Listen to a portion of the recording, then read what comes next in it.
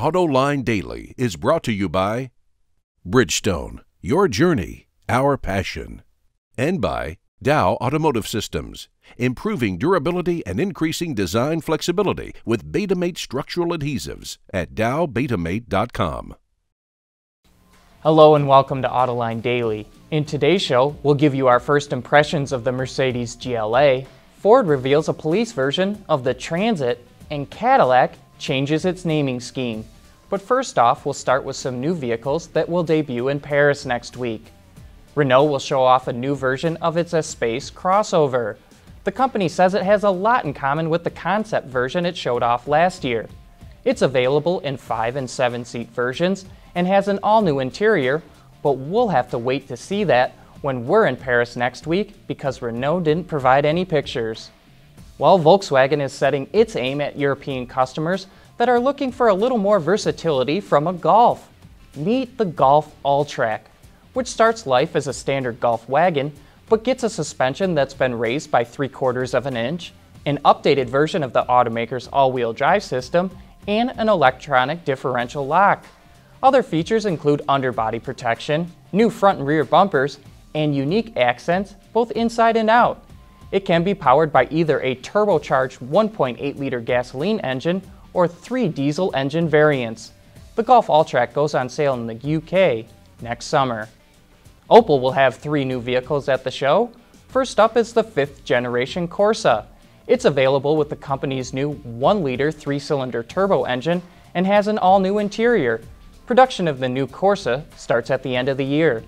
The German automaker will also reveal a sportier version of the Atom called the Atom S.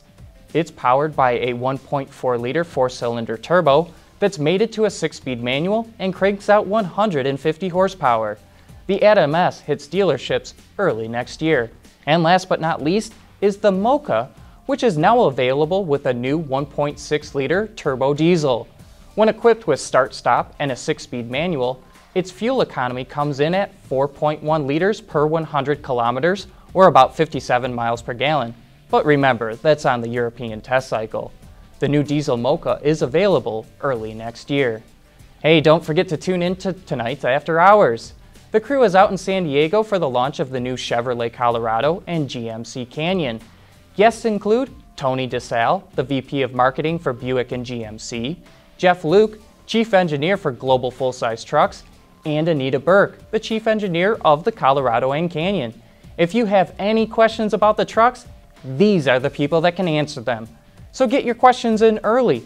Just send us an email at viewermail@autoline.tv, or you can tweet us at twitter.com/Autoline. Coming up next, we'll take a look at the day's other news. Here's another great thing about the all-around performance of our Dueler tires. A comfortable, quiet ride. At Bridgestone, our passion for performance knows no bounds. There's more car news and industry insight from the Autoline Network every day. Take a moment to click that subscribe button. You'll never miss another Autoline episode.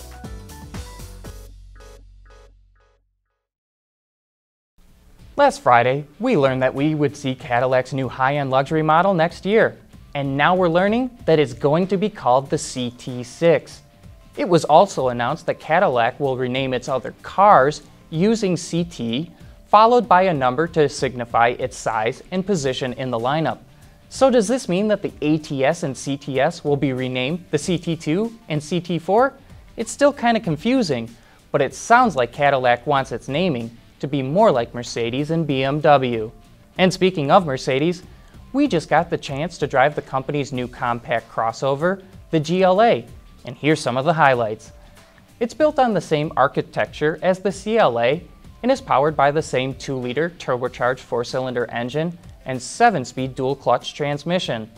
Like the CLA, there's also an AMG version for those who want sportier driving. That model, which is equipped with a souped-up version of the base engine, comes with standard dual exhaust, which sounds great, and also gives a little cackle. The interior layout is also very similar to the CLA, but it's not made for tall people. If you're around 6 feet tall, you're going to feel a bit cramped in the GLA. Starting price is around $32,000 and it's hitting dealerships now. The AMG version comes in at just under 50 grand, but easily shoots past 60 with options. We'll have more about the GLA in a future Autoline Daily. You know, Ford has a long list of law enforcement vehicles in its lineup, and now it may add another. This time around, the automaker is looking at a solution to get prisoners from point A to point B in a tricked-out transit van. The Transit is available in 3 roof heights, 2 wheelbases, 3 lengths, 4 body styles, and could carry up to 12 prisoners in 3 separate compartments. It also has 2 gasoline engine options, as well as a diesel variant. Ford is already the sales leader of police vehicles, and it doesn't look like it's going to give up that title anytime soon. And speaking of the Transit, Ford announced that it will be adding 1,200 new jobs and a second shift at its Kansas City assembly plant, where the all-new Transit is built. But that wraps up today's show. Thanks for watching, and please join us again tomorrow.